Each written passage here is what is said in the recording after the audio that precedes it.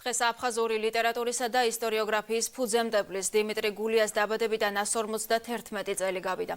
ამ დღესთან დაკავშირებით აფხაზეთის ავტონომიური რესპუბლიკის მთავრობის თავმჯდომარემ აფხაზეთის განათლებისა და კულტურის მინისტრთან ერთად თბილისში აფხაზი მწერლის ძეგლი გვირგვინი ჩიამკო და მის ხსოვნას პატივი მიაგო.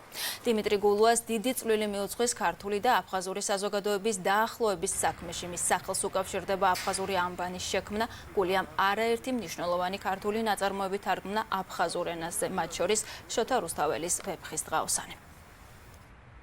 უმნიშვნელოვანესი იყო დიმიტრი გულიას ხვაწლი ქართულ-აფხაზური საზოგადოების ერთმანეთთან დაახლოების კუთხით. სამაგალითო იყო მისი მოღვაწეობა, რამე თუ ყველამ ვიცით, რომ იგი ეთნიკურად აფხაზი იყო და ძალიან კარგად იცოდა თუ რა მნიშვნელობა ეკისრებოდა ქართულ-აფხაზურ ურთიერთობას. მე დარწმუნებული ვარ, რომ ძალიან მალე ჩვენს აფხაზ და-ძმებთან ერთად ერთიან საქართველოში ვიცხოვრებთ. მან პირველად თარგმნა აფხაზურ ენაზე ვეფხის დღაოსანი, ასევე დააფუძნა პირველი აფხაზურენოვანი ბეჭდვითი მედია აფსნი და ასევე იყო აფხაზური ენისა და ლიტერატურის აკადემიის თავმჯდომარე. მისი ხვაწლი ნამდვილად გადაეცემა თაობებს